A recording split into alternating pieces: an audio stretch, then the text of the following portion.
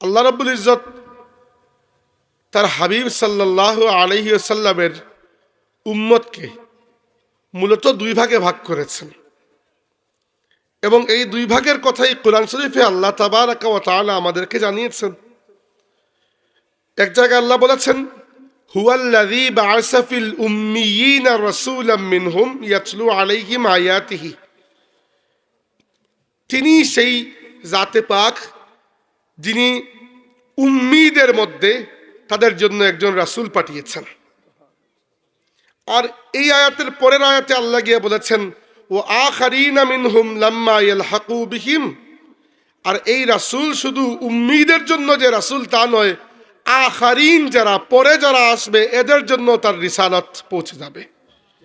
যারা এখনো নবীর সাথে এসে সাক্ষাৎ করে নাই পরে ঈমানদার হবে। তো বলা হয় এই উম্মত একটা সার্কেল, এই সার্কেল বা একটা মিল্লাত, একটা জাতি। এই জাতির মার্কাজ বা কেন্দ্র হচ্ছেন রাসূলুল্লাহ সাল্লাল্লাহু আলাইহি ওয়াসাল্লাম। আল্লাহর নবী সাল্লাল্লাহু আলাইহি ওয়াসাল্লাম ব্যতীত এই উম্মতের কোনো অস্তিত্ব নাই। এই উম্মতের মূল কেন্দ্রবিন্দু হচ্ছেন রাসূলুল্লাহ সাল্লাল্লাহু আলাইহি ওয়াসাল্লাম। আর রাসূলুল্লাহ সাল্লাল্লাহু আলাইহি ওয়াসাল্লামের ঠিক পাশে একটা ক্লোজ সার্কেল আছে, এদেরকে আল্লাহ বলেছেন উম্মিয়িন। উম্মিয়িন হচ্ছেন আরবের তৎকালীন সময়ের সেই সকল সহজ সরল মানুষ যাদের কাছে, যাদের চোখের সামনে আল্লাহ তাদের রাসূলকে পাঠিয়েছিলেন, যাদের চোখের সামনে কোরআন নাজিল হয়েছে, যারা তাদের রাতের অন্ধকারকে আল্লাহর জন্য সেজদায় গিয়ে চোখের পানিতে ভিজিয়ে দিয়েছেন, যারা তাদের দিনের আলোকে শরীর থেকে ফুটা ফুটে হয়ে পড়ে ঘাম আর জিহাদের ময়দানে রক্ত ঝরিয়ে আল্লাহর দ্বীনকে তারা চারা গাছ থেকে বটগাছে পরিণত করেছেন। তারা নিজেদের জীবনটা অকাতরে বিলিয়ে দিয়েছেন বলেই পরবর্তীরা ইসলাম পেয়েছে। তারা হচ্ছেন উম্মতের সেই নিউক্লিয়াস, যারা উম্মতের একেবারে ইনার সার্কেল, উম্মিয়িন। আর আখারিন হচ্ছেন কিয়ামত পর্যন্ত বাকি যারা আসবেন সবাই আখারিন। তো উম্মিয়িন আর আখারিনের এই যে কথা বললাম, এজন্য বললাম যে দিন বলতে, শরীয়ত বলতে আমরা যা কিছু জানি এবং বুঝি, এর প্রত্যেকটা বিষয় আল্লাহ তাবারাকা ওয়া তাআলা আমাদেরকে শিখিয়েছেন তার হাবিব সাল্লাল্লাহু আলাইহি সাল্লাম এবং ওই যে উম্মিয়িনদের যে জামাত, যাদেরকে আমরা সাহাবা বলি, তাদের মাধ্যমে। এজন্য আমি আয়াত তিলাওয়াত করেছি। আল্লাহ পাক বলেছেন, মুহাম্মাদুর রাসূলুল্লাহ ওয়াল্লাযীনা মাআহু। মুহাম্মদ আল্লাহর রাসূল এবং তার সাথে যারা আছেন, এদের বৈশিষ্ট্য হচ্ছে আশিদ্দাউ আলাল কুফারি রুহামাউ বাইনাহুম। তারা কাফিরদের ব্যাপারে বড় কঠোর এবং নিজেদের ব্যাপারে এক মুমিন আরেক মুমিনের ব্যাপারে বড় নরম রহমদিল। সাহাবায়ে কেরামের জীবনটা আমাদের জন্য পদে পদে শিক্ষার জীবন। আজকে আমি সাহাবায়ে কেরামের জীবন থেকে কিছু বিষয় নিয়ে কথা বলবো, মূলত দুই একটা বিষয় নিয়ে কথা বলতে চাই। এজন্য ভূমিকা দিচ্ছি। প্রথমে ভূমিকা দেওয়ার অর্থ হচ্ছে কোনো অবস্থাতেই সাহাবায়ে কেরামকে আপনার আমার মতো মনে করবেন না। যারা রাসূলুল্লাহ সাল্লাল্লাহু আলাইহি ওয়াসাল্লামকে দেখেছেন তারা, আর যারা রাসূলুল্লাহ সাল্লাল্লাহু আলাইহি ওয়াসাল্লামকে দেখেন নাই তারা কখনো এক বরাবর নয়। এমনকি যারা রাসূলুল্লাহ সাল্লাল্লাহু আলাইহি ওয়াসাল্লামকে দেখেছেন তাদের মধ্যেও শ্রেণীবিন্যাস রয়েছে। যারা একদিন পর্যন্ত বেশি দেখেছে তাদের মর্যাদাকে আল্লাহ একদিন বাড়িয়ে দিয়েছেন। আল্লাহ বলেছেন, লা ইয়াস্তাউই মিনকুম মান আনফাকা মিন ক্বাবলিল ফাতহি ওয়া কাতাল উলাইকা আযমু দারাজাতাম মিনাল্লাযীনা আনফাকু মিন বা'দু ওয়া কাতালু। যারা মক্কা বিজয়ের আগে ইসলাম কবুল করেছে, আল্লাহর দ্বীনের রাস্তায় দান খয়রাত করেছে এবং জিহাদ করেছে, তারা বরাবর নয়। তারা মক্কা বিজয়ের পরে যারা ইসলাম কবুল করেছে, দান খয়রাত করেছে, জিহাদ করেছে, এদের চাইতে আগের এদের মর্যাদা আল্লাহর কাছে বেশি। এরা বরাবর নয়, এরা উত্তম। ওয়াকুল্লান ওয়া'দাল্লাহুল হুসনা। হ্যাঁ, আল্লাহ প্রত্যেকের জন্য হুসনা অর্থাৎ জান্নাতের ওয়াদা করে দিয়েছেন। হ্যাঁ, জান্নাত সবার জন্য, প্রত্যেক সাহাবী নবী জান্নাতি, এতে কোনো সন্দেহ নাই। রাসূলুল্লাহ সাল্লাল্লাহু আলাইহি ওয়াসাল্লাম বলেছেন, লা তামাসসুন নারু মুসলিমান রাআনি।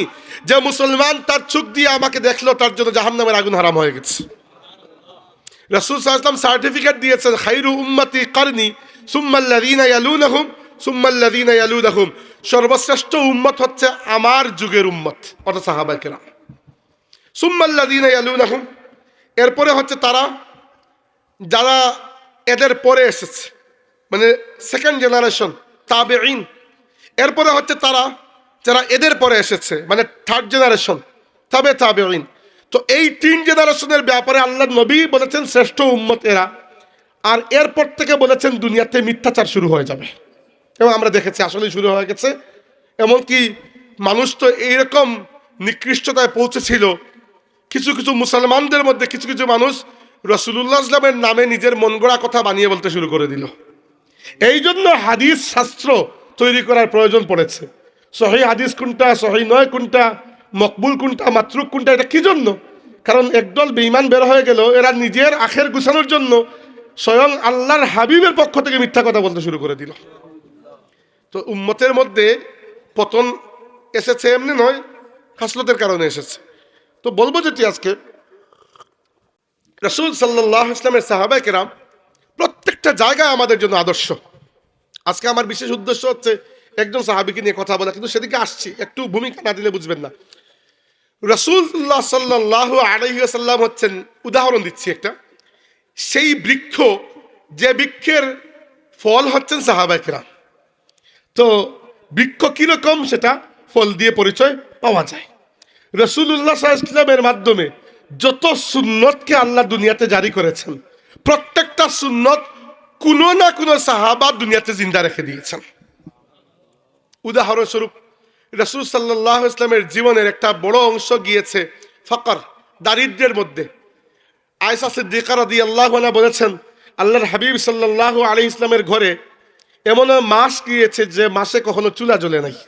আমরা এটা কল্পনা করতে পারবো না, এটা শুধুমাত্র বলার জন্য বলা, কিন্তু আপনার আমার মতো মানুষ যারা জীবনে কষ্ট দেখে নাই, এরা কখনো এটা কল্পনা করতে পারবে না। এবং আল্লাহ নবী সাল্লাল্লাহু আলাইহি ওয়াসাল্লাম দোয়া করতেন, আল্লাহ মুহাম্মদ এবং মুহাম্মদের পরিবারকে এতটুকু রিজিক দাও যতটুকুতে রুহের সাথে শরীরের সম্পর্ক বাকি থাকে। সুবহানাল্লাহিল আযীম। আর এই পর্যায়ে কিছু সাহাবায়ে কেরাম জীবনযাপন করেছেন। উদাহরণস্বরূপ আবু যর গিফারি রাদিয়াল্লাহু আনহু। আবু যর গিফারি রাদিয়াল্লাহু আনহু সেই সাহাবী যিনি ইসলাম কবুল করার জন্য তার প্রাণের ঝুঁকি নিয়ে মক্কা শরীফে এসেছেন এবং দীর্ঘদিন পর্যন্ত মক্কা শরীফে লুকিয়ে রয়েছেন, কেউ যেন তাকে দেখতে না পায়। কারণ আবু যর গিফারি হচ্ছেন গিফার গোত্রের মানুষ, আর গিফার গোত্রের মানুষের কাজ ছিল ডাকাতি করা, এরা মানুষের উপর ডাকাতি করত।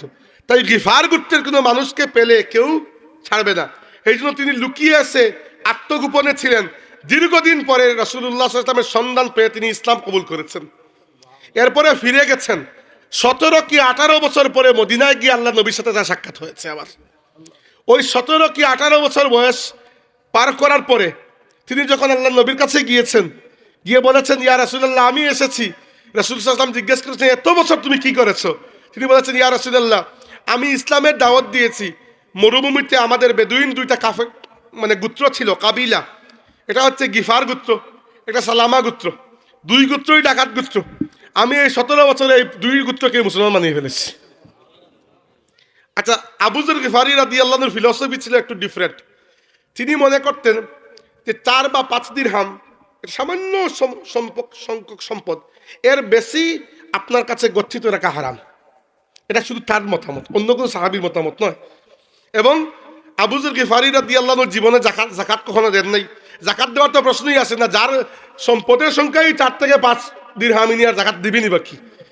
তো আবু যর গিফারি রাদিয়াল্লাহু আনহুকে আল্লাহ নবী সাল্লাল্লাহু আলাইহি ওয়াসাল্লাম বলেছেন যে আসমানের ছাদের নিচে দুনিয়ার সবচেয়ে সাচ্চা ইনসান হচ্ছে আমার আবু যর গিফারি। তাবুকের যুদ্ধের সময় আবু যর গিফারি রাদিয়াল্লাহু আনহু রওনা দিবেন, তাবুক অভিযানে যাবেন। রাসূল সাল্লাল্লাহু আলাইহি ওয়াসাল্লাম সাহাবীদেরকে নিয়ে বেরিয়ে গেছেন, আবু যর গিফারি বের হতে পারেন নাই। অনেক সাহাবা যুদ্ধে জয়েন করেন নাই, যারা জয়েন করেন নাই আল্লাহ রাব্বুল আলামিন এদেরকে মুনাফিক ডিক্লেয়ার করেছেন।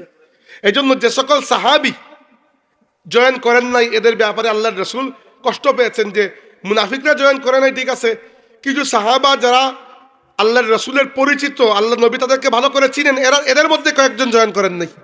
এর মধ্যে একজন হচ্ছেন আবু যর গিফারি রাদিয়াল্লাহু আনহু। 3 নাম্বার দিন দেখা গেল কাফেলা 3 দিনের পথ চলার পরে দূর থেকে মরুভূমিতে কোনো একজন মানুষের আসার একটা অবয়ব দেখা যাচ্ছে। সবাই মনে মনে চিন্তা করলো, আমার অমুক যাকে ফেলে এসেছিলাম তিনি যেন হয়ে যান, কারণ যদি না হন তাহলে উনি মুনাফিক ডিক্লেয়ার হয়ে যাবেন। সবাই নিজের পরিবারের কেউ একজনের জন্য দোয়া করছিল, আর রাসূলুল্লাহ সাল্লাল্লাহু আলাইহি ওয়াসাল্লাম বলছিলেন আল্লাহুম্মা কুন আবাজার, আল্লাহ এটা যেন আবু যর গিফারি হয়ে যায়।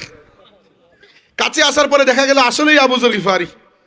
সাহাবীরা দৌড়ে চলে গেলেন, আর ওই সময় রাসূল সাল্লাল্লাহু আলাইহি ওয়াসাল্লাম বললেন রাহিমাল্লাহু আবাজার ইয়ামশি ওয়াহদাহু ওয়া ইয়ামুতু ওয়াহদাহু ওয়া ইয়াবাসু ওয়াহদাহু। আমার আবু যর গিফারিকে আল্লাহ রহম করুন, দুনিয়াতে সে চলছে একা, মারাও যাবে একা, হাসরের দিন সে উঠবেও একা। হাসরের দিন দেখা যাবে আবু যর গিফারি একাই এক ব্যক্তি হয়ে দাঁড়িয়ে আছেন, একা এক উম্মত হয়ে তিনি দাঁড়িয়ে আছেন। তো আবু যর গিফারি এসে বলেন ইয়া রাসূলুল্লাহ, আমি আপনার সাথেই বের হতাম, আমার একটা মাত্র উট, আর কিচ্ছু না, কোনো সম্পদ আমার নাই। ওই উট 2 দিন ধরে যে জায়গায় বসে আছে, আমার উট ধোঁকা দিয়ে দিয়েছে, উট জায়গা থেকে নড়ে না। 2 দিন চেষ্টা করেছি ওই উটকে নড়ানোর, নড়ে না। মানুষের কাছে গিয়েছি, ভাই তোমাদের যদি এক্সট্রা বাহন থাকে আমাকে একটু করজ দাও, কোনো মানুষের কাছে একটা বাহন পাই নাই। 2 দিন শেষ হয়ে যাওয়ার পরে 3 নম্বর দিন আমি আমার সমস্ত সম্পত্তি যা কিছু খাবার রসদ তার কাছে আসেই বাকি, আমি একটা ব্যাগের মধ্যে ঢুকিয়ে আর ঘাড়ের উপর নিয়ে নিয়েছি, আর আপনারা 3 দিনের পর যতটুকু এসেছেন আমি একদিনে হেঁটে কাবার করে ফেলেছি। মানে তার রসদপত্রের বস্তা পিঠের উপর নিয়ে হেঁটে হেঁটে মরুভূমিতে একা, কতটুকু ঝুঁকিপূর্ণ কাজ, একা আল্লাহর বান্দা ওই পথ একদিনে কাবার করে ফেলেছেন। এই ব্যক্তি হচ্ছেন আবু যর গিফারি রাদিয়াল্লাহু আনহু। উসমান রাদিয়াল্লাহু আনহু খেলাফতকালে তিনি মদিনা ছেড়ে চলে গিয়েছিলেন বহু দূরের এক গ্রামে, ওই গ্রামে ইন্তেকাল করেছেন। তার সাথে তার বৃদ্ধা একজন স্ত্রী আর একজন খাদিম মাত্র, তার কৃতদাস ছিলেন একজন খাদিম, উনিও তার বয়সী, উনি তেমন কোনো কাজ করতেন না, 2 জন একসাথে থাকতেন, বোঝা যেত না কে মালিক কে খাদিম।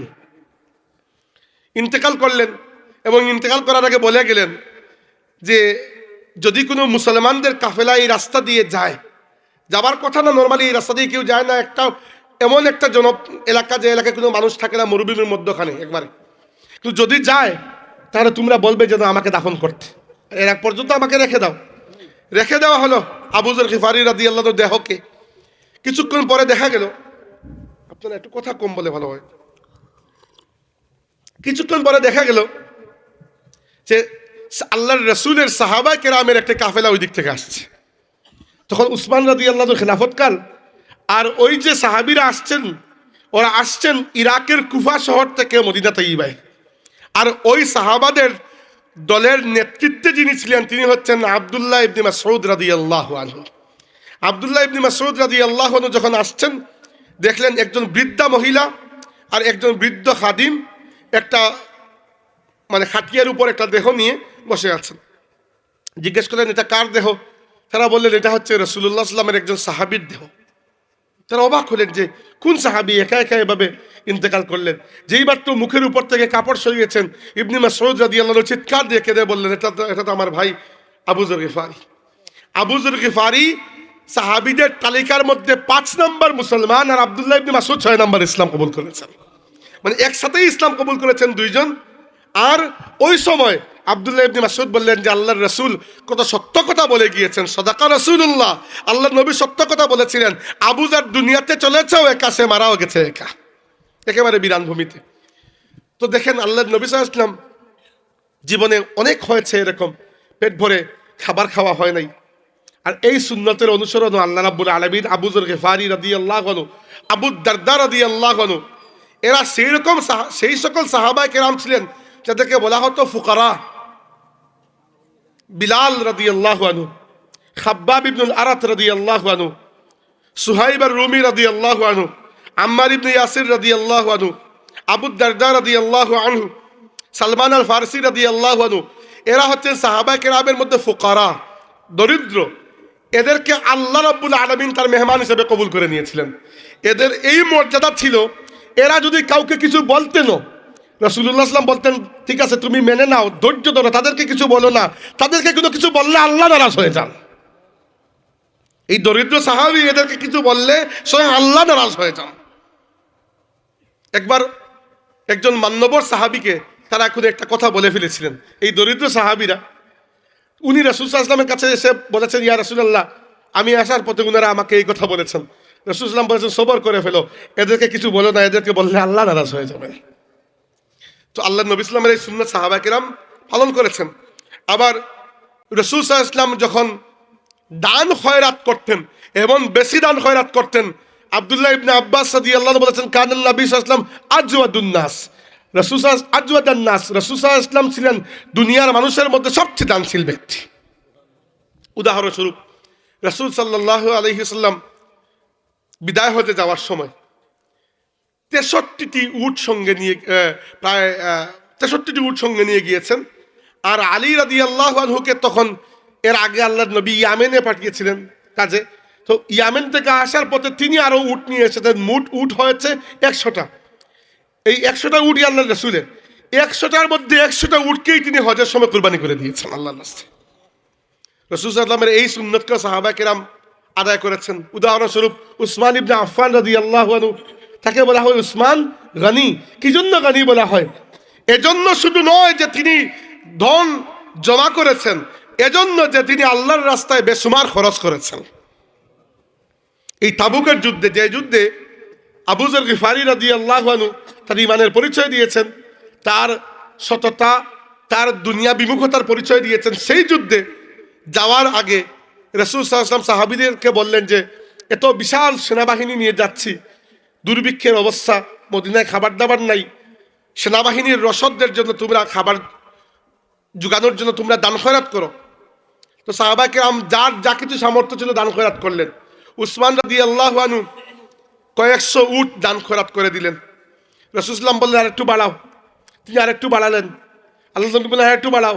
শেষ পর্যন্ত বাড়তে বাড়তে দেখা গেল 300 উট, 300 উটের সাথে রসদ এবং 3000-এর উপরে দিরহাম একাই উসমান রাদিয়াল্লাহু আনহু দান করে দিয়েছেন। রাসূল সাল্লাল্লাহু আলাইহি ওয়াসাল্লাম বললেন, উসমান আজকের পর থেকে যা কিছু করো তোমার জন্য আমি জান্নাতের ওয়াদা করে ফেললাম। উসমান জান্নাতে যা কিছু করো। একইভাবে রাসূল সাল্লাল্লাহু আলাইহি ওয়াসাল্লাম যখন মদিনা শরীফে এসেছেন, তখন ইসলামের একদল স্থায়ী মেহমান হয়ে গেলেন, যাদেরকে আসহাবে সুফফা বলা হয়। আসহাবে সুফফা যাদের ঘর বাড়ি নেই, মসজিদে নববী শরীফের বারান্দায় থাকেন আর জীবনকে ওয়াকফ করে দিয়েছেন ইসলামের জন্য, আল্লাহর নবীর দ্বীন শিখার জন্য। তো একজন সাহাবী সাদ ইবনে উবাদা রাদিয়াল্লাহু আনহু তিনি দায়িত্ব নিয়ে নিলেন, ইয়া রাসূলুল্লাহ এদের যতদিন পর্যন্ত ব্যবস্থা না হয় এদের প্রত্যেক দিনের খাবার আমার ঘর থেকে আসবে। তো আল্লাহ রাসূলের দান খয়রাতের সুন্নত সাহাবায়ে কেরাম আদায় করেছেন। আবার দেখা যায় সাহস, রাসূল সাল্লাল্লাহু আলাইহি ওয়াসাল্লামের এত সাহস ছিল, একবার সাহাবীরা বলেছেন মদিনায় একটা বিকট আওয়াজ শোনা গেল, কোনো হিংস্র প্রাণী কি কোনো শত্রু বাহিনী, আমরা দেখার জন্য বেরিয়েছি, সবাই যেদিকে আওয়াজ হচ্ছে ওইদিকে ছুটে যাচ্ছে। আমরা দেখি আল্লাহর রাসূল একা একটা তরবারি হাতে ওই দিক থেকে ফিরে আসছেন। জিজ্ঞেস করলাম, ইয়া রাসূলুল্লাহ আপনি কোন জায়গায় গিয়েছেন? তিনি বললেন, আমি ওই আওয়াজ শুনে দেখতে গিয়েছিলাম তোমাদের উপর কোনো কিছু আক্রমণ করেছে কিনা, তাই আমি ওটাকে প্রতিহত করতে গিয়েছিলাম। একা চলে গিয়েছিলেন রাতের মধ্যে। বলেন আল্লাহর রাসূল সাল্লাল্লাহু আলাইহি ওয়াসাল্লাম মদিনায় আসার পরে শুধু তো তিনি আল্লাহর নবী নন, তিনি তো রাষ্ট্রপ্রধানও। তো রাষ্ট্রপ্রধানের জন্য একা এরকম কখনো রাষ্ট্রপ্রধান যাবে এরকম প্রটোকল ছাড়া? রাসূল সাল্লাল্লাহু আলাইহি ওয়াসাল্লাম একা সাহাবীদেরকে বাঁচানোর জন্য চলে গিয়েছেন। আল্লাহ নবী সাল্লাল্লাহু আলাইহি ওয়াসাল্লাম বলেছেন, হে আমার উম্মত জেনে রাখো, দাজ্জাল যখন দুনিয়াতে আসবে, আমি যদি থাকি তোমাদের মধ্যে, তাহলে আমি একা দাজ্জালের হাত থেকে তোমাদের সবাইকে রক্ষা করে ফেলবো। আর যদি আমি না থাকি, তাহলে তোমরা যে যার কাজ করতে হবে, এবং আমার উম্মতকে আমি আল্লাহর হাতে সুপর্দ করে দিয়ে গেলাম। এবং এই সুন্নতকে সবচেয়ে বেশি আমল করেছেন নিশ্চয়ই আল্লাহর তরবারি খালিদ ইবনে ওয়ালিদ রাদিয়াল্লাহু আনহু। খালিদ ইবনে ওয়ালিদ রাদিয়াল্লাহু আনহু ইসলাম কবুল করেছেন 6ষ্ঠ হিজরিতে। 7ম হিজরিতে মুতার যুদ্ধে খালিদ ইবনে ওয়ালিদ রাদিয়াল্লাহু আনহু সেই বীরত্বের সাথে জিহাদ করেছেন। খালিদ ফিরে আসার আগে আল্লাহর রাসূলের কাছে জিবরাইল এসে বলেছেন, ইয়া রাসূলুল্লাহ আপনার সাহাবী খালিদকে আল্লাহ রাব্বুল আলামিন সাইফুম মিন সুয়ুফিল্লাহিল মাসলুল, আল্লাহর সুসজ্জিত তরবারিগুলোর মধ্যে একটা তরবারি হিসাবে আখ্যায়িত করে দিয়েছেন। সাহাবায়ে কেরামের এই সাহস ছিল। রাসূল সাল্লাল্লাহু আলাইহি ওয়াসাল্লাম রাত ভোর আল্লাহর জন্য সেজদায় পড়ে কাঁদতেন। আয়েশা সিদ্দিকা রাদিয়াল্লাহু আনহা বলেছেন, ইয়া রাসূলুল্লাহ আপনি সারা রাত এভাবে সেজদায় পড়ে ইস্তেগফার করেন, অথচ আপনি তো নিষ্পাপ, আপনার তো কোনো গুনাহ নাই, আপনি কিসের জন্য এত কাঁদেন? রাসূল সাল্লাল্লাহু আলাইহি ওয়াসাল্লাম বলেছেন, আফালা আকুনু আবদান শাকুরা, আয়েশা আমি কি আমার রবের শুকর গুজার বান্দা হব না? সুবহানাল্লাহ। মানে আল্লাহ রাব্বুল আলামিন আমাকে নিষ্পাপ বানিয়ে দিয়েছেন, এর শুকরিয়াও তো আমি আদায় করছি। তো আল্লাহর রাসূলের এই সুন্নত সাহাবায়ে কেরাম আদায় করেছেন। সাহাবীরা রাতের পর রাত এরকম গিয়েছে মক্কা শরীফে, কম সংখ্যক সাহাবা, কিন্তু পুরো রাত এরা আল্লাহর ওই আদেশ পালন করতেন। আল্লাহ বলেছেন কুমিল লাইলা ইল্লা কালিলা নিসফাহু আও ইনকুস মিনহু কালিলা আও জিদ আলাইহি ওয়া রাত্তিলিল কুরআনা তারতিলা। সারা রাত দাঁড়িয়ে, রাতের বেশিরভাগ অংশ সাহাবায়ে কেরাম দাঁড়িয়ে দাঁড়িয়ে আল্লাহর জন্য কিয়াম করতেন এবং কোরআন শরীফ তিলাওয়াত করতেন। ওয়া মিনাল লাইলি ফাতাহাজ্জাদ বিহি নাফিলাতাল লাক। একবার আল্লাহর রাসূল যাচ্ছেন একটা ঘরের পাশ দিয়ে, ঘরটি ছিল আবু মুসা আশআরী রাদিয়াল্লাহু আনহুর ঘর। শুনেন তার সাহাবী আবু মুসা আশআরী এত চমৎকার কণ্ঠে কোরআন শরীফ তিলাওয়াত করছেন। আল্লাহর নবী সাল্লাল্লাহু আলাইহি ওয়াসাল্লাম অনেকক্ষণ দাঁড়িয়ে শুনলেন। সকালে তিনি বললেন, ইয়া আবা মুসা কাদ উতিতা মিজমারাম মিন মাজামিরি আলা দাউদ, আল্লাহ তোমাকে দাউদ আলাইহিস সালামের খানদানের নিয়ামতগুলো থেকে একটা নিয়ামত দান করে দিয়েছেন। তোমার কণ্ঠ দাউদ আলাইহিস সালামের কণ্ঠের মতো। তো আল্লাহর রাসূলের সাহাবায়ে কেরাম এই সুন্নতের আমল করেছেন। তো এইরকম একটি সুন্নতে তো খালি ভূমিকা বললাম, আসলে ওয়াজে এখন আসতেছি। বুঝালাম যে কথাটি রাসূল সাল্লাল্লাহু আলাইহি ওয়াসাল্লামের সমস্ত সুন্নতকে সাহাবায়ে কেরাম বহাল রেখেছেন। এমনকি ফ্যাশন তো বুঝেন তাই না? আজকের যুগের ফ্যাশনটা আমরা সেই সকল জাতির কাছ থেকে নেই যে সকল জাতির সাথে আমাদের চিরশত্রুতা, যারা কখনো আমাদের মিত্র ছিল না, তাই না? আল্লাহ নবী সাল্লাল্লাহু কি বলেছেন, লা তাজিদান্না আশাদ্দান নাসি আদাওয়াতাল লিল্লাযিনা আমানুল ইয়াহুদ ওয়াল্লাযিনা আশরাকু। ঈমানদারদের বিরুদ্ধে দুশমনির ক্ষেত্রে সবচেয়ে কঠিন দুশমন হিসাবে পাবে দুইটা শ্রেণীর মানুষকে, ইহুদি এবং মুশরিক।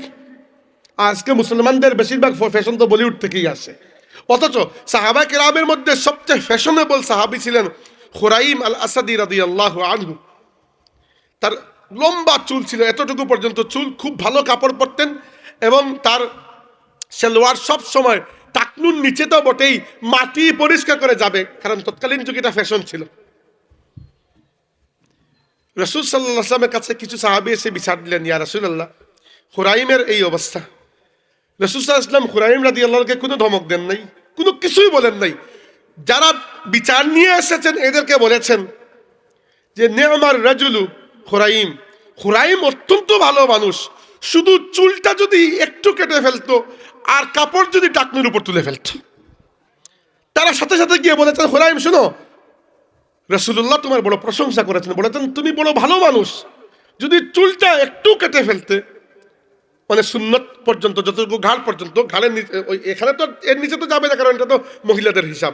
তো রাসূল ইসলামের চুল মুবারক কানের লতি থেকে নিয়ে গাড়ের হাড়ের উপর এই মধ্যখান পর্যন্ত ঝুলন্ত ছিল, মানে কখনো কানের লতি পর্যন্ত আসতো, আবার কখনো একটু লম্বা হয়ে হয়ে ঘাড় পর্যন্ত যাওয়ার আগে তিনি কেটে ফেলতেন। তো ঘাড় থেকে এই যে আমার হাত দেখছেন, এই রেঞ্জের মধ্যে কখনো একটু লম্বা, কখনো একটু খাটো, এই রেঞ্জে চুল থাকতো। তো আল্লাহ নবী সাল্লাল্লাহু বলছেন যে তার চুল তো ঘাড়ের নিচে চলে যায়, মেয়েদের মতো ফ্যাশনেবল। তো তিনি যদি চুলটা কেটে ফেলতেন, একটু, পুরো চুল নয়, জাস্ট ঘাড়ের উপরে তুলে ফেলতেন আর কাপড়টা টাকনুর উপর তুলে ফেলতেন। এত ফ্যাশনেবল সাহাবী, ধনী, এবং তিনি এই ফ্যাশনটা এফোর্ড করতে পারেন, তার ফ্যাশনটা মানুষ কবুল করে, সেই রকম একজন মানুষ যাকে দেখে মানুষ, যিনি সেই যুগের ট্রেন্ডিংয়ে আছেন। একটা বার শুধু সাহাবায়ে কেরাম এসে বলেছেন, আল্লাহ নবী তোমার প্রশংসা করেছেন, শুধু বলেছেন যদি চুলটা একটু কেটে ফেলতো আর যদি টাকনুর নিচে কাপড়টা তুলে ফেলতো। সাথে সাথে ঘরের বাইরে ছিলেন, ঘরে গিয়েছেন, একটা কাঁচি নিয়ে এসেছেন, ওই সাহাবীদের সামনে চুলটাকে কেটে সুন্নত তরিকায় নিয়ে এসেছেন, আর টাকনুর উপরে যে কাপড় তুলেছেন, সাহাবায়ে কেরাম বলেছেন আমরা আল্লাহর কসম করে বলছি, এরপরে খুরাইম ইন্তেকাল করার আগ পর্যন্ত কখনো আমরা তার কোনো কাপড় টাকনুর নিচে আর চুল ঘাড়ের নিচে যেতে কখনো দেখি নাই। এই হচ্ছে সাহাবায়ে কেরামের ফ্যাশন, যে ফ্যাশনের মধ্যে আল্লাহর রাসূলের সুন্নত রয়েছে। বুঝতে পেরেছেন আমি কোন বিষয়টা বলতে চাচ্ছি? আমাদের মধ্যে এটা নাই, আমরা খামখা কথা বলে লাভ নেই, কিন্তু সাহাবায়ে কেরাম আমাদের আদর্শ, এটা তো বুঝতে হবে। এবং অনুসরণের জন্য প্রথমে ঠিক করতে হবে কাকে অনুসরণ করতে হবে। খুব হুট করে আমরা দুনিয়াতে যে কাউকে আইডল বানিয়ে নেই, উনি তারুণ্যের আইডল, উনি এনতেন, কেউ আইডল না। আইডল একমাত্র সাহাবায়ে কেরাম। আমাদের আইডল আল্লাহর নবী, সাহাবা। তারুণ্যের আইডল বলতে তো মুসআব ইবনে উমাইর রাদিয়াল্লাহু আনহু। মুসআব ইবনে উমাইর রাদিয়াল্লাহু আনহু এইরকম ধনী ছিলেন, তার বাবা, তিনি কুরাইশ বংশের বনু আরদালি খানদানের। তার খানদানের নিয়ে রাজনৈতিকভাবে খুবই ছোট, টাকা পয়সা খুবই ধনী, ছোট খানদান। আরবদের মধ্যে আবার খানদান ভিত্তিক রাজনীতি খুব মারাত্মক ছিল। তিনটা বড় খানদান ছিল, এদের মধ্যে পলিটিক্স চলত। বনু হাসিম, বনু উমাইয়া, বনু আব্দুদ্দার। এবং বনু আব্দুদ্দার যে বনু হাসিম, বনু মাখজুম, বনু আব্দুদ্দার, বনু আব্দুদ্দার যে খানদান, ওইটার পরবর্তীতে নাম হয়ে গেছে বনু উমাইয়া। তো বনু আরদালির যে কাবিলা, এটা ছোট কাবিলা কিন্তু খুব বেশি ধনী। আর ওই কাবিলার একজন মানুষ ছিলেন উমায়ের। উমায়ের সন্তান হচ্ছেন মুসাব, একেবারে কম বয়সী, 18-19 বছর বয়স, খুবই ফ্যাশনেবল, দেখতে সুন্দর। সেই যুগের তার জন্য সিরিয়া থেকে আলাদা করে কাপড় সেলাই করে নিয়ে আসা লাগতো। 2 দিন এক কাপড় পরতেন না। যখন বাজারে বের হতেন মানুষ বুঝতে পারতো তিনি বাজারে বের হয়েছেন, কারণ কয়েকশো হাত দূর থেকে পারফিউমের খুশবু পাওয়া যেত। স্যান্ডেল পরতেন আলাদা করে, অর্ডার দিয়ে বানিয়ে নিয়ে আসা হতো। সেই যুগের জন্য এগুলা লাক্সারির উপরে অতিরিক্ত লাক্সারি যাকে বলে। সেই জন বয়স খুব বেশি নয়, 22-23 বছর বয়সে তার বাবা মারা গেছেন। মা তাকে একই রকম আদর যত্ন করে লালন পালন করেছেন, এবং তার চাচাও আল্লাহর রাসূলের কাছে এসে ইসলাম কবুল করে ফেললেন। যেই মাত্র ইসলাম কবুল করলেন, পুরো জীবনটা রাতারাতি পরিবর্তন হয়ে গেল। চাচা এবং মা তাকে লোহার শিকল দিয়ে বেঁধে রেখেছে, লোহার শিকল দিয়ে। তিনি প্রত্যেকদিন কাঁদতেন, শুধু আমাকে ছেড়ে দাও, আমাকে আমার নবীর কাছে যেতে দাও। একবার চাচা বিরক্ত হয়ে বলে, ঠিক আছে, এই যে ফ্যাশনগুলো করছো এগুলো আমার ভাইয়ের দেওয়া, এগুলো সব খুলে যেতে হবে। তিনি সমস্ত শরীরের কাপড় খুলে মায়ের কাছে বিদায় নিতে গিয়েছেন একটা বস্তা পরে, জাস্ট লজ্জাস্থানটা ঢেকে, এতটুকু জাস্ট সতরটা ঢেকে। মা দেখে কেঁদে ফেলেছেন, বলেছেন, মা তোমাদের সাথে থাকা আমার পক্ষে সম্ভব নয়, বিদায় দাও, আমি চলে যাচ্ছি। চলে এসেছেন। মক্কা শরীফে তার জীবনটা এরকমই কেটেছে। তাকে দেখলে আল্লাহর নবী কেঁদে ফেলতেন। হাদিসে এসে তার দাগটাকে দূর থেকে দেখলে কেঁদে ফেলতেন। বলতেন, এই যুবককে আমি সেই দিন থেকে চিনি যখন সে বাজারে আসলে আগে থেকে বলা যেত সে বাজারে এসে। তার জন্য আলাদা করে কাপড় সেলাই করে আনা হতো। আরবের সবচেয়ে ভালো ভালো খাবার তার প্লেটের সামনে থাকতো। আর আজকে আমার কারণে, আমার উপর ঈমান আনার কারণে তাকে একটা বস্তা পরে লজ্জাস্থান ঢেকে হাঁটতে হচ্ছে। যখন মদিনার মানুষ এসে ইসলাম কবুল করলেন এবং বললেন, ইয়া রাসূলুল্লাহ, আমরা আপনাকে দাওয়াত দিচ্ছি মদিনায় আসার। এর আগে মদিনাকে ইসলামের আলোতে রোশন করার জন্য একজন মানুষ দরকার। আমরা তো ইসলাম কবুল করেছি, কিন্তু আমরা তো ইসলাম সম্পর্কে এখনো জানি না। একজন সাহাবীকে পাঠিয়ে দিন। আল্লাহ রাসূল সাল্লাল্লাহু আলাইহি ওয়াসাল্লাম মুসআব ইবনে উমাইরকে পাঠিয়ে দিয়েছিলেন। এক বছরে মুসআব ইবনে উমাইরের দাওয়াতে মদিনার প্রত্যেকটা ঘরে ঘরে আল্লাহর কালাম প্রবেশ করেছিল, আল্লাহর দ্বীন প্রবেশ করেছে। সেই হচ্ছে মুসআব ইবনে উমাইর, তারুণ্যের আইডল। মুসআব ইবনে উমাইর রাদিয়াল্লাহু আনহুর কাছে আল্লাহর রাসূল বদর যুদ্ধের সময় ইসলামের সাদা পতাকা তুলে দিয়েছিলেন। কারণ মুসআব ইবনে উমাইরকে মক্কাবাসী বলতেন তিনি মাক্কি, আর মদিনাবাসী বলতেন তিনি মাদানী। কারণ মক্কাবাসীর কথা হচ্ছে যে আমাদের ভাই, মদিনাবাসীর কথা হচ্ছে আরে বাবা আমাদের ভাই, তার কারণে আমরা ইসলাম কবুল করেছি। তো তিনি হচ্ছেন কমন, এজন্য তিনি ছিলেন সবার কাফিরদের টার্গেট। কারণ দেখেন, আপনার এক হাতে থাকবে তরবারি, এক হাতে ঢাল, এক হাতে যদি থাকে পতাকা, তো একটা হাত তো আপনার কাছে, এই হাতে কোনো কাজের না। তো এক হাতে তরবারি নিয়ে যুদ্ধ করা তো কঠিন বিষয়, ঢাল নাই, আটকানোর কিছু নাই। তো বদর যুদ্ধে তাকে অনেক টার্গেট করা হয়েছে। উহুদের যুদ্ধে তাকে নির্মমভাবে শাহাদত করানো হয়েছে, খুবই নির্মমভাবে। তার এক হাত যখন কাটা হয়েছে, তিনি তখন ইসলামের কালিমার পতাকাটি পড়তে দেন নাই, অন্য হাতে নিয়ে নিয়েছেন। ওই হাত যখন কাটা হয়েছে, 2 হাতের কাটা অংশ দিয়ে আল্লাহর কালিমার পতাকা বুকের সাথে জড়িয়ে ধরেছেন।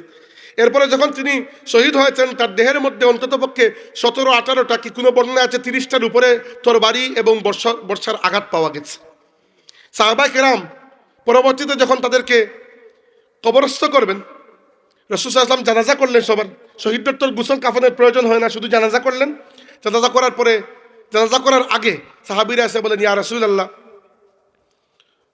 এখন শহীদদেরকে আমরা যে কবরস্থ করব, মুসআব ইবনে উমাইরের বিষয়টা হচ্ছে, মুসআব ইবনে উমাইরের শরীরে মাত্র একটা লজ্জাস্থান ঢাকার মতো চটের বস্ত্র আছে। ওইটা উপরের দিকে টান দিলে নিচের দিকে সতর খুলে যায়, আর নিচের দিকে টান দিলে উপরের দিকে সতর খুলে যায়। এই একটাই, তার জীবনের কাপড় একটাই।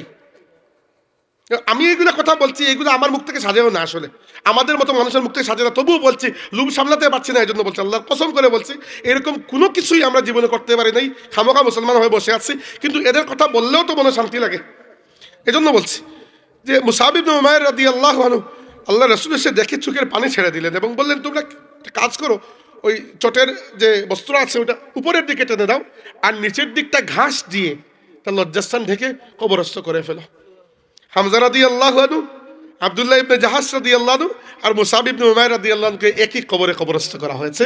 উহুদের ময়দানে এখনো গেলে শুহাদায়ে উহুদে তাদের কবর আপনি জিয়ারত করে আসবেন। এবং শহীদদের ব্যাপারে আমরা জানি, ওয়ালা তাহসাবান্নাল্লাযীনা কুতিলু ফী সাবিলিল্লাহি আমওয়াতা বাল আহইয়াউন ইনদা রাব্বিহিম বাল আহইয়াউন ওয়ালাকিন লা তাশউরুন, যারা আল্লাহর রাস্তায় বাল আহইয়াউন ইনদা রাব্বিহিম ইরযাকুন, যে আয়াত তিলাওয়াত করেছে সূরা আলে ইমরানের, আল্লাহ রাব্বুল আলামিন বলেছেন, যারা আল্লাহর রাস্তায় কাতল হয়েছে এদেরকে মৃত মনে করো না, এরা জীবিত, তাদের রবের কাছে এরা রিজিক প্রাপ্ত হচ্ছে।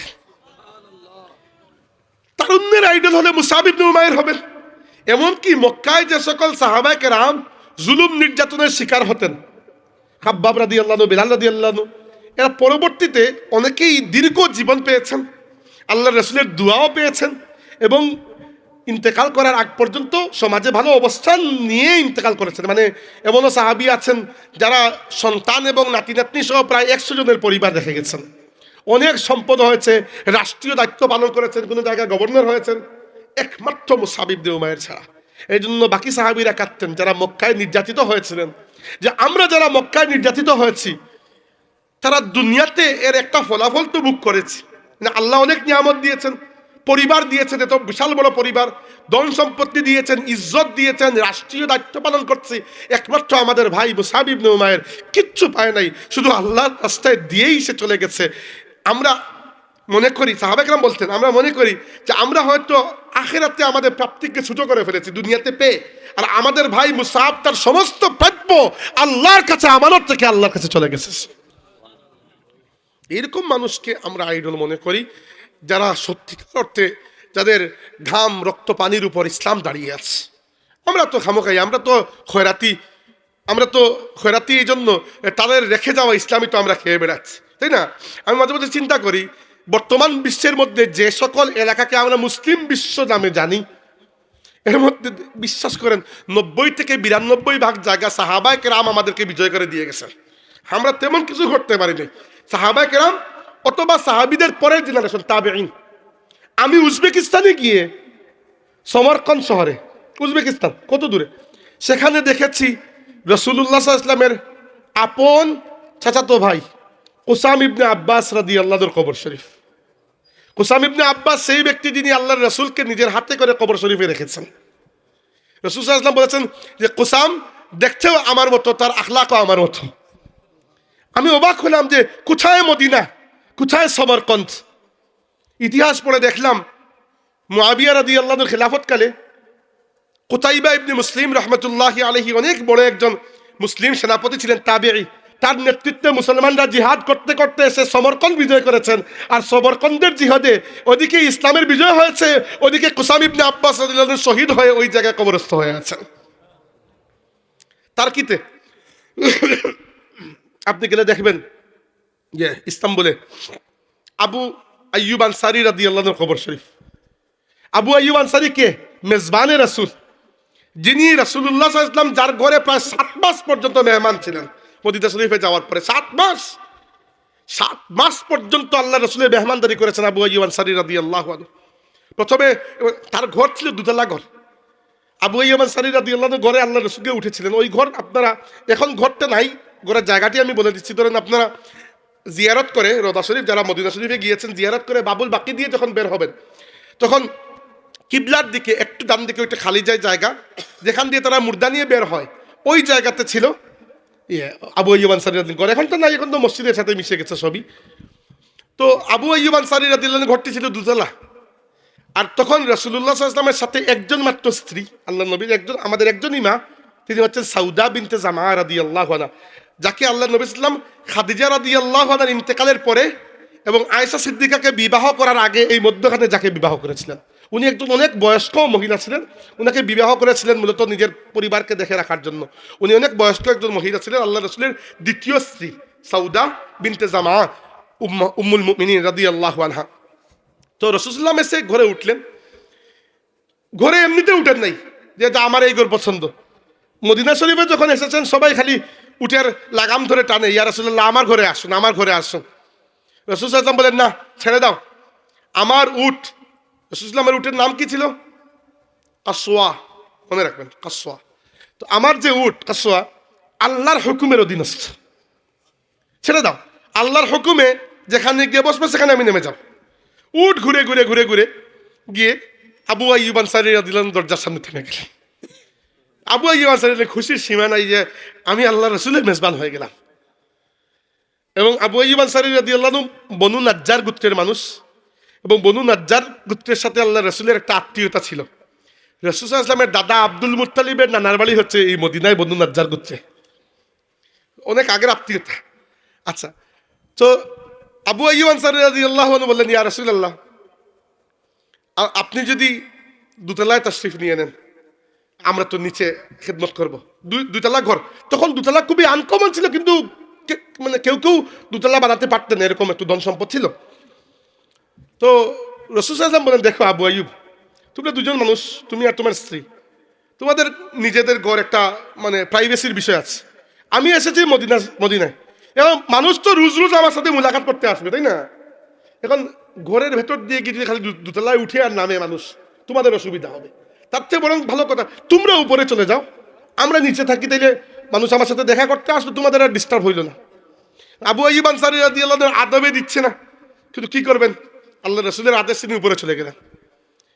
উপরে তিনি প্রথম রাতে নিজে বলেছেন যে আমি আর আমার স্ত্রী উম্মে আইয়ুব ঘরের মানে কামরার মধ্যখানে পাড়া দেওয়ার সাহস হয় নাই, আমরা হেঁটেছিও দেওয়াল ঘেসে গেছে, বসেছিও দেওয়াল ঘেসে গেছে, আমরা রাতে শুয়েছিও দেওয়াল ঘেসে গেছে। আর এভাবে কয়েকদিন চললো। একদিন তিনি বললেন যে আমাদের একটা খাবার পানির মস্ক ছিল, ওইটা উল্টে পড়েছে হাত থেকে। আর ছাদ এরকম তো আর ওয়াটার প্রুফ নয়, আজকের যুগের মতো তো আর আধুনিক নয়, চুয়ে চুয়ে পানি পড়ার সম্ভাবনা আছে। তিনি বলেছেন শীতের রাত ছিল, আমাদের একটা মাত্র কম্বল, আমার আর আমার স্ত্রীর, ওই কম্বলটা ভিজিয়ে আমরা পানি পরিষ্কার করেছি, যেন একটা ফুটা পানি আল্লাহ রসুলের উপরে না পড়ে যায়। পরের দিন সকালে গিয়ে বলেছি, ইয়া রাসূলুল্লাহ, আর সম্ভব না এইভাবে থাকা, আপনি উপরে চলে যান, মানুষ আসলে আসুক, কোনো সমস্যা নেই, আমরা নিচে থাকবো। 7টা মাস পর্যন্ত তিনি শুধু একটা বড় থালা খাবার রেডি করতেন, ওই থালা উপরে পাঠাতেন। রাসূলুল্লাহ সাল্লাল্লাহু আলাইহি ওয়াসাল্লাম খাবার খেয়ে দিতেন, এরপরে তারা স্বামী স্ত্রী খেতেন, এর আগে কখনো একটা লুকমা খাবার খান নাই। একবার আল্লাহ নবী সাল্লাল্লাহু আলাইহি ওয়াসাল্লাম খাবার ফিরিয়ে দিয়েছেন, একটা লুকমাও খাবার খান নাই, দৌড়ে উপরে চলে গিয়েছেন, ইয়া রাসূলুল্লাহ, আমি কি হারাম কোনো কিছু দিয়ে দিয়েছি? রাসূলুল্লাহ বলছেন, না, তুমি কাঁচা রসুন দিয়েছো, আমি কাঁচা রসুন পছন্দ করি না। তিনি বলছেন, ইয়া রাসূলুল্লাহ, আজ থেকে কাঁচা রসুন আমিও পছন্দ করি না। রাসূলুল্লাহ হাসলে হেসে বললেন, না, তোমার জন্য সমস্যা নয়, আমার কাছে ফেরেশতারা আসেন, ফেরেশতারা কাঁচা পেঁয়াজ এবং কাঁচা রসুনের গন্ধ সহ্য করতে পারেন না, অপছন্দ করেন, এর জন্য আমি এটা খাই না। এর মানে এটা হারাম নয়, খেতে পারেন, কিন্তু বাই চান্স যদি খানও, খাওয়ার পরে মানুষের সামনে যাওয়ার আগে ব্রাশ করে বা মিসওয়াক করে যাবেন, কারণ এগুলোতে তীব্র গন্ধ হয়। তো যদি কোন জায়গা থেকে কোন জায়গায় চলে গেছে, আমি আমাদের খালি গল্প করতেছি আজকে। আচ্ছা, করি, যদি বলছিলাম যে সাহাবায়ে কেরাম আল্লাহর রাসূলের এই যে সুন্নত এমনভাবে আদায় করেছে যে রাসূল সাল্লাল্লাহু আলাইহি ওয়াসাল্লামের এই মেহমানদারি আবু আইয়ুব আনসারী রাদিয়াল্লাহু আনহু করেছেন। সাহাবা কেরামের কাছে তিনি মাশহুর হয়ে গেছেন যে মেজবানে রাসূল তিনি। আচ্ছা, তিনি মুয়াবিয়া রাদিয়াল্লাহু আনহুর খেলাফতকালে ইস্তানবুল, কনস্টান্টিনোপল ইংরেজিতে বলা হয়, আরবি ভাষায় বলা হয় কুস্তুনতিনিয়া। রাসূল সাল্লাল্লাহু আলাইহি ওয়াসাল্লাম বলেছেন, সাতুফতাহান্নাল কুস্তুনতিনিয়া, তোমরা ইস্তানবুল শহরকে অবশ্যই বিজয় করবে।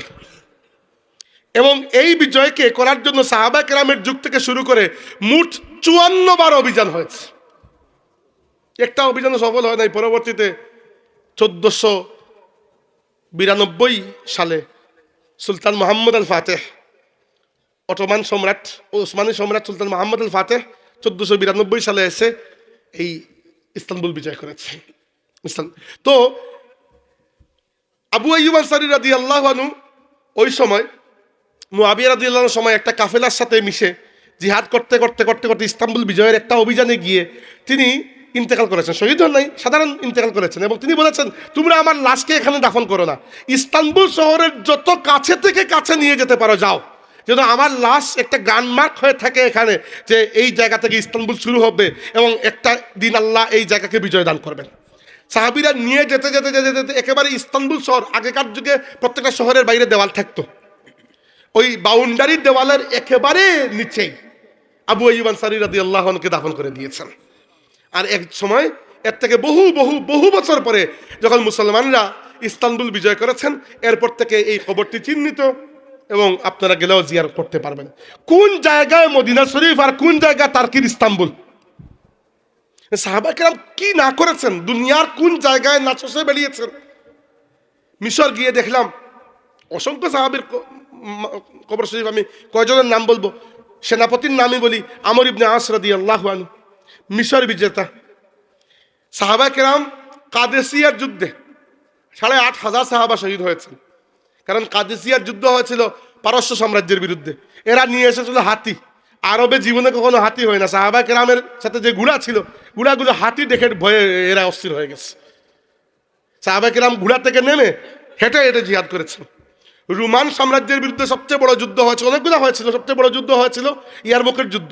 এই যুদ্ধে প্রায় কয়েকশো সাহাবিকে তারা বন্দী করেছিল, মুসলমানদের মধ্যে সাহাবি এবং তাবেঈ, এবং এদেরকে গরম উত্তপ্ত তেলের মধ্যে পুড়িয়ে এরা হত্যা করেছিল, শহীদ করেছিল রোমানরা।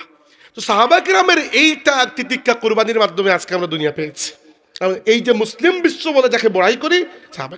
তো আমার কথার মূল উদ্দেশ্য হচ্ছে আইডল, আদর্শ যা কিছু আমাদের জন্য সব সাহাবা কেরাম। বুঝতে পেরেছেন সেটা? অন্য কেউ আইডল নয়, তারুণ্যের আইডল, ফারুন্যের আইডল, সব এগুলা বোগাস, সব সাহাবা কেরাম। আল্লাহ রসুলের সাহাবীরা যেরকম চলেছেন ওই রকম আমরা চলবো। হ্যাঁ, চলার চেষ্টা করবো, পারি কি না পারি ওটা তো সবার মানে শক্তি যার যার লিমিটেড। কুল্লুন ইয়ামালু আলা শাকিরাতি, আল্লাহ বলেছেন হে রাসূল আপনি বলুন যে প্রত্যেকের তার শাকিলা অনুযায়ী আমল করে, তার প্রত্যেকের জেহেনও আলাদা, ইলিমও আলাদা, প্রত্যেকের আমলের শক্তিও আলাদা, প্রত্যেকের দিনের প্রতি অঙ্গীকারও আলাদা। আবু বকর সিদ্দিক রাদিয়াল্লাহু আনহুর যে অঙ্গীকার ছিল ইসলামের জন্য, আল্লাহর রসুলের জন্য, ওই অঙ্গীকার অন্য কারোর মধ্যে তো খুঁজে পাওয়া যাবে না। আল্লাহ নবী কি এমনি বলেছেন যে লাউ উযিনা ঈমানু আবু বকরিন ফি ঈমানিল আলামি লারাজাহা, আবু বকরের ঈমানকে যদি এক পাল্লায় তোলা হয় আর দুনিয়ার তামাম মুমিনের ঈমানকে এক পাল্লায় তোলা হয়, আবু বকরের ঈমানের পাল্লা ভারী হয়ে যাবে। এই যে অঙ্গীকার আল্লাহর রসুলের প্রতি, ইসলামের প্রতি, সেটাকে আল্লাহ রাব্বুল আলামিন স্বীকৃতি দিয়ে দিয়েছেন। তো এখন বেশি লম্বা করে ফেললাম, আমার সংক্ষিপ্ত করতে হবে। যেটি বলতে চাচ্ছিলাম একটা উদাহরণ হিসাবে আপনাদের সামনে, যে তাবুক যুদ্ধের একটা ঘটনা, যেটি আমাদের সবার জন্য শিক্ষার এবং যে ব্যাপারে কোরআন শরীফে আল্লাহ রাব্বুল আলামিন বলেছেন। সেটা হচ্ছে, আমি সংক্ষিপ্ত করে বলবো কিন্তু বোঝানোর জন্য যে আল্লাহর রসুলের সাহাবা কেরাম কোন পর্যায় পর্যন্ত আল্লাহর সাথে, আল্লাহর দ্বীনের সাথে ওয়াফাদারি, অঙ্গীকার রক্ষা করেছেন। তাবুক যুদ্ধ এমন একটা সময় হয়েছিল যে যুদ্ধটা এর আগের বছর মদিনা শরীফে অনাবৃষ্টির কারণে তেমন কোনো ফল ফসল হয় নাই। আর এই বছর যে বছর যুদ্ধ হয়েছিল, যেই মুহূর্তে যুদ্ধের ডাক এসেছে ওই মুহূর্তে ফসল পেকে গেছে কাটার সময়। এবং ফসল আপনি ফলাইলেন, সময় মতো কাটতে পারলেন না, ফসল কি ভালো থাকবে? এসে পাবেন না, নষ্ট হয়ে যাবে। তো সাহাবা কেরাম কিছু করার নেই। আল্লাহ রসুল বলেছেন যে আল্লাহ তাবারক ওয়া তাআলা এই যুদ্ধে শরীক হওয়াকে সবার জন্য ফরজে আইন বানিয়ে দিয়েছেন। কেউ শরীক হবে না, ডিরেক্ট মুনাফিক। এবার সাহাবা কেরাম সবাই প্রস্তুতি নিতে শুরু করলেন। ওই যে যুদ্ধে উসমান রাদিয়াল্লাহু আনহু দান করেছেন, যে যুদ্ধে আবু যর গিফারি একা হেঁটে গিয়েছিল, ওই যুদ্ধের কথা বলছে। এবার একজন সাহাবী যার নাম হচ্ছে কাব ইবনে মালিক, কাব ইবনে মালিক রাদিয়াল্লাহু আনহু, সেই সাহাবী উহুদের যুদ্ধে তার বীরত্ব এখনো আমাদের মনে অমর হয়ে আছে। উহুদের যুদ্ধে যখন মুশরিকদের মধ্যে একটা ছোট্ট দল আলাদা করে আল্লাহর রাসূলকে হত্যা করার জন্য টার্গেট করেছিল, তখন তিনি কাব ইবনে মালিক গিয়ে বলেছিলেন, ইয়া রাসূলুল্লাহ, তারা আপনার পরনের যে যুদ্ধাস্ত্র বর্ম আছে ওইটাকে চিনতে পেরেছে এবং ওইটার পেছনে পেছনে আপনার কাছে চলে আসে, ওইটা খুলে আপনি আমার কাছে দিয়ে দেন, আমারটা আপনি পরে নেন, তাহলে তাদেরকে আমি আমার দিকে সরিয়ে নিয়ে যাব। সেই রকম বীর একজন সাহাবী ছিলেন তিনি।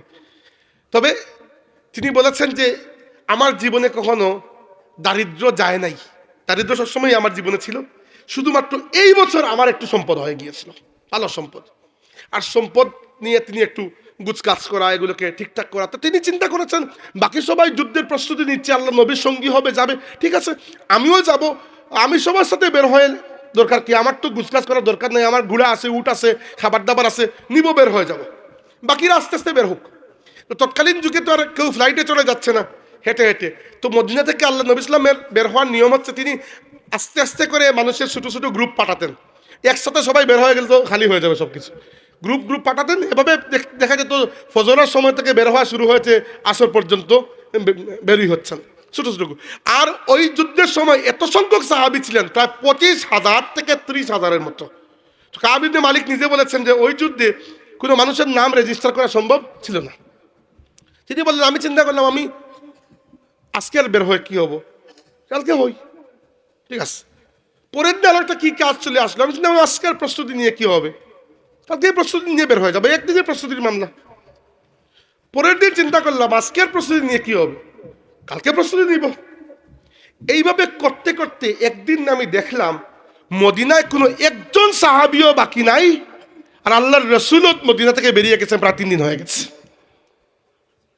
আমি কোনো প্রস্তুতিও নেই নাই, আমি বের হওয়ার কোনো জোগাড় যন্ত্র আমার কাছে নাই। আর এখন যদি আমি বেরো হই তাদেরকে ধরতে পারবো নাকি? আমি বড় আশ্চর্য হয়ে গেলাম নিজের প্রতি, যে কি গাফলতিটা আমি করলাম এটা। আর এই যুদ্ধে যাওয়া সবার জন্য ফরজে আইন ছিল। কবিতা বলছি না, এটা মুসলিম সহিহ বুখারী শরীফের হাদিস। আব্দুল্লাহ ইবনে কাব রাদিয়াল্লাহু, যিনি বলছেন তার পুত্র, তিনি বলেছেন আমার বাবা নিজে তার জীবনের ঘটনা আমাকে বলেছেন। তো কাব ইবনে মালিক রাদিয়াল্লাহু বললেন যে আমি এত অবাক হলাম, আমি মদিনা শরীফে রাস্তায় বের হয়েছি, হয়ে পুরো মদিনার মধ্যে 2 ধরনের মানুষ দেখি। এক ধরনের মানুষ হচ্ছে এত বৃদ্ধ মানুষ যাদেরকে আল্লাহ নবী নিজেই নিষেধ করেছেন তুমি যাবার দরকার নেই, একেবারে বৃদ্ধ মানুষ, তো যুদ্ধে যাওয়ার কোনো প্রয়োজন নাই। আর দ্বিতীয় শ্রেণীর মানুষ হচ্ছে তারা যাদের চেহারা দেখা মাত্র বোঝা যায় এদের মুখ থেকে মুনাফিক ঝরে ঝরে পড়ছে, এরা কাট্টা মুনাফিক, ঘোষিত মুনাফিক। তো আমি বড় অবাক হলাম, বড় কাঁদলাম যে আল্লাহ এমন দিন আসলো আমি বৃদ্ধ এবং মুনাফিকদের সাথে মদিনায় রয়ে গেলাম। বৃদ্ধদের না হয় অজর আল্লাহ কবুল করে নিয়েছেন, মুনাফিকরা তো আর মুনাফিক, এদের তো দারকির আসফালি মিনান নার, এদের হিসাবই নাই। আমি এত বীর একজন সাহাবী, উহুদের ময়দানের বীর সৈনিক, আমি বাদ পড়ে গেলাম। এত কান্না আমার আসলো, আমি ঘরে ফিরে গেলাম। ঘরে ফিরে গিয়ে চিন্তা করতে শুরু করলাম যে আল্লাহর রাসূল আসলে আমাকে যখন জিজ্ঞেস করবেন আমি তখন কি বলবো। আস্তে আস্তে আমার মাথার মধ্যে চিন্তা আসলো যে কোন না কোন একটা অজুহাত তো বের করতে হবে। যত আল্লাহর রাসূল ফিরে আসার দিন নিকটে চলে আসলো, তত আমার মনে হতে লাগলো না আল্লাহর নবীর কাছে কোনো অজুহাত দিয়ে লাভ নাই, যা হবার হবে ইনশাআল্লাহ সত্য কথা আমি বলে দেব। বাস ইয়া রাসূলুল্লাহ, গাফলতির কারণে যেতে পারি নাই। তখন আমি পরে জানতে পেরেছি, তিনি বলছেন আমি পরে জানতে পেরেছি আল্লাহর রাসূল আমাকে বারবার খুঁজেছেন, জিজ্ঞেস করেছেন কাব ইবনে মালিক কোন জায়গায়, কাব ইবনে মালিক কোন জায়গায়। তখন এক ব্যক্তি বলেছেন ইয়া রাসূলুল্লাহ তার নতুন ধন সম্পত্তি হয়েছে এই জন্য মনে হয় আসেন নাই। বাকিরা প্রতিবাদ করে বলেছে ইয়া রাসূলুল্লাহ কাব ইবনে মালিক এরকম মানুষ নয়, কাব ইবনে মালিকের হয়তো কোনো জরুরি কাজ হয়ে গেছে, কোনো অসুবিধা নয়তো তিনি না আসার মতো মানুষ নয়। তো রাসূল সাল্লাল্লাহু আলাইহি ওয়াসাল্লাম কষ্ট পেয়েছেন, কারণ কাব ইবনে মালিক আসবেন না এটা তো কষ্ট পাওয়ারই কথা। আল্লাহ রাসূল তো আবু যর গিফারির জন্য দোয়া করেছেন আল্লাহুম্মা কুন আবা যর। তো ফিরে আসার পরে রাসূল সাল্লাল্লাহু আলাইহি ওয়াসাল্লাম যখন আল্লাহ নবীর অভ্যাস ছিল যে কোনো জায়গা থেকে মদিনা শরীফে ফিরে আসার পরে প্রথমেই স্ট্রেট তিনি মসজিদে নববী শরীফে চলে যেতেন এবং 2 রাকাত নামাজ আদায় করতেন। 2 রাকাত নামাজ আদায় করে সাহাবীদের দিকে পিছনে ফিরে বসেছেন, সামন দিয়ে বসেছেন এবং এক এক করে ডাক পড়েছে, যারা জিহাদে যাও নাই আসো। তিনি কাব ইবনে মালিক বলে আমি দূর থেকে তাকিয়ে দেখছি যাদেরকে কাট্টা মুনাফিক হিসাবে চিনি, প্রায় 80 জনের মতো মানুষ এসে এমন এমন অজুহাত দিল যে অজুহাতের কোনো মাপ নেই। কিন্তু আল্লাহর রাসূল সব অজুহাত কবুল করে নিলেন, বলে ঠিক আছে যাও, যদি এরকম হয়ে থাকে তুমি যা বলছো সত্য হয়ে থাকে ঠিক আছে আল্লাহ তোমাকে মাফ করবেন বলে। কারণ আল্লাহর রাসূল সাল্লাল্লাহু আলাইহি ওয়াসাল্লাম ভালো বুঝতে পারতেছেন এই মুনাফিক, কিন্তু তিনি লজ্জা দিতে চাচ্ছেন না। তিনি চাচ্ছেন মুখের কথা আমি কবুল করে নাই, আর অন্তরেরটা আল্লাহ দেখবেন, হিসাবটা আল্লাহর হাতে। কাব ইবনে মালিক বললেন এরপরে আমার বাড়ি আসলো, আমি গেলাম, জিজ্ঞেস করলেন রাসূল সাল্লাল্লাহু আলাইহি ওয়াসাল্লাম আমাকে যে তোমার কি অজুহাত। তিনি বললেন ইয়া রাসূলুল্লাহ আমি একজন কবি মানুষ, কথা বানানো আমার পক্ষে বাম হাতের বিষয়, যদি এটা আপনার দরবারে রিসালাত না হতো ইয়া রাসূলুল্লাহ, আজকে আমি আমার মুখ বাঁচিয়ে চলে যেতে পারতাম, কোনো ব্যক্তি আমাকে আটকাতে পারতো না, এমন অজুহাত দিতে পারতাম। কিন্তু ইয়া রাসূলুল্লাহ, আপনার কাছে মিথ্যা বলে কাব ইবনে মালিকের কোনো রেহাই নাই। কাব ইবনে মালিককে তার গাফলতি আটকে রেখেছিল। না আমার কোনো অসুবিধা ছিল, কোনো ধরনের কোনো অসুবিধা নেই, আমি শুধু গাফলতির কারণে যাই নাই। রাসূলুল্লাহ সাল্লাল্লাহু আলাইহি ওয়াসাল্লাম অন্যদের ব্যাপারে কিছু বললেন নাই, তার ব্যাপারে বললেন, তুমি সত্য কথা বলেছো, এখন উঠো, এখান থেকে যাও। রাগ করে বলে, উঠো যাও, তোমার ব্যাপারে আল্লাহ ফয়সালা দেবেন, যাও। মুনাফিকদেরকে আল্লাহ রাসূল বাহ্যিকভাবে মাফ করে দিয়েছেন, কারণ মুনাফিকদের আসল দায়িত্ব তো আল্লাহ রাব্বুল আলামিনের হাতে। আল্লাহ তো কিয়ামতের দিন যা করবেন করবেন, দুনিয়াতে এদেরকে আর করে লাভ কি? কিন্তু কাব ইবনে মালিক তো সাহাবী, উনি তো মায়ার, উনার জন্য কষ্ট বেশি লেগেছে। রাসূল সাল্লাল্লাহু আলাইহি ওয়াসাল্লাম বললেন, উঠো যাও, তোমার ব্যবস্থা আল্লাহ করবেন। তিনি ঘরে আসার পরে জানতে পারলেন, ঘরে আসার সময় কয়েকজন তাকে বলল, তুমি কেন আল্লাহর নবীর কাছে একটা অজুহাত দিলে না? আল্লাহ রসুল তো তোমার জন্য আল্লাহর কাছে ক্ষমা চেয়ে নিতেন, আল্লাহ তোমাকে ক্ষমা করে দিতেন, দেখলে না অমুক অমুক অমুক অমুক কতজন ব্যক্তি এসে অজুহাত দিয়ে দিল। তিনি বললেন, এসব কথা বাদ দাও, আমাকে বলো আমার সিচুয়েশনে কি আর কেউ আছে যারা যুদ্ধে যায় নাই কিন্তু অজুহাতও দেয় নাই? তারা বললেন, আরো দুইজন আছেন, আল মুরারা ইবনুর রাবির এবং হিলাল ইবনে উমাইয়া রাদিয়াল্লাহু আনহুমা। এরা দুইজনই সিনিয়র বয়স্ক মানুষ। তিনি বললেন, এইরকম মহাত্মা পুণ্যত্ব সাহাবী যারা দুইজন, এর মধ্যে যদি আমার এই একই অবস্থার মধ্যে পড়ে থাকে, তাহলে আমিও ঠিক আছে এই অবস্থার মধ্যে, আল্লাহ যা ফয়সালা করেন করবেন, আমরা ভুল করেছি, এখন শাস্তি পেতে হবে, কিছু করার নেই, কিন্তু আল্লাহ রসুলের সামনে গিয়ে মিথ্যা কথা আমি কখনো বলবো না। তো তিনি বললেন যে আমরা তিনজন যার যার ঘরে চলে গেলাম, কাব ইবনে মালিক, হিলাল ইবনে উমাইয়া, আল মুরারা ইবনুর রাবি' রাদিয়াল্লাহু আনহুম আজমাইন, এবং শুনতে পেলাম আল্লাহর রাসূল আমাদেরকে বয়কট করার নির্দেশ দিয়েছেন। মদিনার মধ্যে কেউ আমাদের সাথে কথা বলবে না, কোনো আত্মীয়তা করবে না, কোনো বেচা বিক্রি করবে না, কোনো ধরনের লেনদেন আমার সাথে সাথে হবে না, সামাজিক সম্পর্ক কাট, এমনকি সালাম দিলেও জবাব দেওয়া হবে না। তিনি বললেন, আমাদের মাথায় আকাশ ভেঙে পড়ল। এভাবে থাকি আমি, বাকি দুইজন তো বয়স্ক মানুষ ঘরের মধ্যে থাকে না, আমি প্রায় বের হই, আমি খুঁজে খুঁজে মানুষকে সালাম দিই, একটা মানুষ আমার সালামের জবাব দেয় না। আমি প্রত্যেকদিন মসজিদে যাই, গিয়ে আল্লাহর রাসূল সাল্লাল্লাহু আলাইহি ওয়াসাল্লামের চোখের সামনে পড়ার সাহস হয় না, কিন্তু এমনভাবে দাঁড়াই যেন তিনি চোখের পাশ দিয়ে আমাকে দেখতে পান। আমি আস্তে করে মুখটা বাড়িয়ে বলি, আসসালামু আলাইকুম ইয়া রাসূলুল্লাহ। আমি ঠোঁটের দিকে তাকাই, আল্লাহ রাসূল সাল্লাল্লাহু আলাইহি ওয়াসাল্লাম কখনো সালামের জবাব দেন নাই আমার। তিনি বলেন, আমার জন্য দুনিয়াটা এত ছোট হয়ে আসলো যে এমন দিন আসলো আল্লাহর রাসূলও আমার সালামের জবাব দিচ্ছেন না। এরপরে একদিন শুনলাম আল্লাহ নবী সাল্লাল্লাহু আলাইহি ওয়াসাল্লাম বলেছেন আমাদের স্ত্রীদেরকে যে আমাদেরকে ছেড়ে চলে যেতে। তখন হিলাল ইবনে উমাইয়া রাদিয়াল্লাহু আনহুর স্ত্রী গিয়ে আল্লাহ রাসূলকে বলে, ইয়া রাসূলুল্লাহ, আমরা কি তালাক নিয়ে নেব? রাসূলুল্লাহ বলে, না তালাক না, যতদিন পর্যন্ত আল্লাহ ফয়সালা না দেন তোমরা শুধুমাত্র আলাদা থাকবে, তালাক নয়, জাস্ট আলাদা হয়ে যাবে কয়েকদিনের জন্য। তো বাকি দুইজন স্ত্রী তো চলে গেলেন। হিলাল ইবনে উমাইয়া রাদিয়াল্লাহু আনহু খুবই বৃদ্ধ ছিলেন। তার স্ত্রী বলে, ইয়া রাসূলুল্লাহ, আমার স্বামীর আমার সাথে মানে ব্যক্তিগত সময় কাটানোর কোনো শক্তি তার জীবনে নাই, এখন বৃদ্ধ হয়ে গেছেন, আমি শুধুমাত্র তার খেদমত করার জন্য থাকতে চাই, আমি ছাড়া তিনি একেবারে একা, যদি আপনি অনুমতি দেন। আল্লাহ নবী সাল্লাল্লাহু আলাইহি ওয়াসাল্লাম তাকে অনুমতি দিলেন। কাব ইবনে মালিকের স্ত্রী তাকে বললেন যে আপনিও কি আল্লাহ নবীর কাছ থেকে অনুমতি নিয়ে আসুন। কাব ইবনে মালিক বললেন, না, আমি যুবক মানুষ, আল্লাহ রাসূল সাল্লাল্লাহু আলাইহি ওয়াসাল্লাম তখন আরো রাগ করবেন, তুমি তোমার বাপের বাড়ি চলে যাও। চলে গেলেন উনি। এইরকম কেটে গেলে প্রায় মাসখানিকের মতো। একদিন কাব ইবনে মালিক বললেন, আমি বের হলাম, আমার কাজিন চাচাতো ভাই আবু তালহা আনসারীর বাগানের মধ্যে। আবু তালহা আনসারীর বিশাল বড় একটা বাগান ছিল মদিনায়, এবং আবু তালহা আনসারী আমার সবচেয়ে বড় বন্ধু, আমরা ওইখানে গিয়ে একসাথে সময় কাটিয়েছি ওই বাগানের মধ্যে বসে। আমি আবু তালহা আনসারীর কাছে গেলাম, গিয়ে লুকিয়ে বাগানের দেওয়াল টপকে তার বাগানের মধ্যে প্রবেশ করলাম, কেউ যেন না দেখে, এবং গিয়ে বললাম, আসসালামু আলাইকা ইয়া আবা তালহা, হে আবু তালহা, তোমার প্রতি সালাম। আবু তালহা আনসারী আমার সালামের জবাব দিলেন না। 3 বার পর্যন্ত সালাম দিয়েছে আমার ভাই, আমার বন্ধু আবু তালহাকে, আবু তালহা একবারও জবাব দেন নাই। আমি তখন বললাম, আমার আর সহ্য হয় না, আমি তো বললাম, তুমি কি আমার সালামের জবাব দেবে না? কোনো কথা নাই। তখন তিনি বললেন, আমি তোমাকে আল্লাহর কসম দিয়ে বলছি আবু তালহা, একটাবার তুমি বলেছো আমি কি আল্লাহ এবং তার রাসূলকে মহব্বত করি না? তখন আবু তালহা আনসারী বললেন যে, হ্যাঁ, এক সময় আমরা জানতাম তুমি করতে, এখন জানি না কি অবস্থা। কাব ইবনে মালিক রাদিয়াল্লাহু বলেন যে এই কথা ছিল শেষ কথা, এরপরে আমি নিজেকে ধরে রাখতে পারি নাই, আমার পা আমার শরীরের ওজনকে ধরে রাখতে পারি নাই, আমি ধপাস করে মাটিতে বসে গিয়েছি, আর আমার যে কান্না শুরু হয়েছে, যে তাওবা আল্লাহর কাছে আমার শুরু হয়েছে যে আল্লাহ আমাকে মাফ করে দাও, আমি আর এইসব নিতে পারছি না। একদিন ফজরের পরে এরকম কান্নার মধ্যে আমার দিন কাটছে। ফজরের পরে আমি আমার ঘরের ছাদের উপরে, ঘরের মধ্যে বসতাম না, আমি ছাদের উপরে বসে আছি, দেখি কেউ একজন ব্যক্তি চিৎকার করে করে আমার নাম ডাকছে, ইয়া কাব ইবনে মালিক, ইয়া কাব ইবনে মালিক, আবশিরু আবশিরু, সুসংবাদ গ্রহণ করো, সুসংবাদ গ্রহণ করো। আমি আর সুসংবাদ কি ওইটা শুনি নাই, ওই জায়গায় আল্লাহর সামনে সেজদায় পড়ে গেছে। আমি বুঝতে পেরেছি আল্লাহ রাব্বুল আলামিন আমাদেরকে মাফ করে দিয়েছেন। ওই ব্যক্তি হাঁপিয়ে হাঁপিয়ে দৌড়ে আসলেন, এসে বললেন যে আল্লাহ রাসূল সাল্লাল্লাহু আলাইহি ওয়াসাল্লাম তোমাদেরকে ডাকছেন। কি হয়েছে?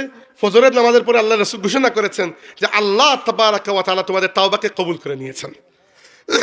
শুধু তাওবাকে কবুল করেন নাই, তোমাদের তাওবা কবুল করার ডিক্লারেশন আল্লাহ কোরআন শরীফের মধ্যে দিয়ে দিয়েছেন। কোরআনের আয়াত নাযিল হয়ে গেছে। আবু তালহা আনসারী কাব ইবনে মালিক বললেন, আমি খুশির চুটে ওই যে ব্যক্তির খবর নিয়ে এসেছে তাকে আমার কাপড় খুলে দিয়ে দিয়েছি। এখন মনে আসলো আমার একটাই কাপড়, আর কাপড় নাই, আমি আল্লাহ রাসূলের কাছে যে যাবো, ভালো করে কাপড় নাই। আমি আমার ভাই আবু তালহা আনসারী যিনি কথা বলেন নাই, তার কাছে কোনো মতে গেলাম, তিনিও তো এখন তোর খুশি, এখন তো জড়িয়ে ধরেছেন আমাকে। বললাম ভাই কাপড় দাও, তিনি কাপড় দিলেন। তার কাপড় পরে আমি যখন গেলাম, গিয়ে দেখি আল্লাহ রাসূল আমাকে দেখে বড় মুখ করে একটা হাসি দিয়েছেন। আমার তো খুশির সীমা নাই। আমি বললাম, ইয়া রাসূলুল্লাহ, এর চেয়ে বড় খুশির সময় আমার জীবনে কখনো আসে নাই। এবং ইয়া রাসূলুল্লাহ, এটা একমাত্র এসেছে এজন্য যে আমি আপনার সামনে মিথ্যা বলাকে প্রশ্রয় দেই নাই, গাওয়ারা করি নাই। আমি আমার এই ভাগ্য হবে জেনেও আমি আপনার সামনে সত্য কথা বলেছি। আল্লাহ রাব্বুল আলামিন কোরআন শরীফে আয়াত নাযিল করেছেন, বলেছেন ওয়া আলাস সালাসাতিল্লাযিনা খুল্লিফু হাত্তা ইযা দাকাত আলাইহিমুল আরদু বিমা রাহুবাত ওয়া দাকাত আলাইহিম আনফুসুহুম ওয়া যান্নু আল্লা মালজাআ মিনাল্লাহি ইল্লা ইলাইহি। আল্লাহ বলেছেন ওয়া আলাস সালাসাতিল্লাযিনা খুল্লিফু, আল্লাহ তাওবা কবুল করেছেন সেই তিনজনের যারা পেছনে রয়ে গিয়েছিলেন। কারা? কাব ইবনে মালিক, হিলাল ইবনে উমাইয়া, মুরারা ইবনে রবি রাদিয়াল্লাহু আনহু আজমাইন। এরা সাহাবী, নাউজুবিল্লাহ, মুনাফিক নয়, এরা সবাই সাহাবী। তিনজন যারা ছিল, এই তিনজনের কথা আল্লাহ বলেছেন হাত্তা ইজা দাকাত আলাইহিমুল আরদু বিমা রাহুবাত।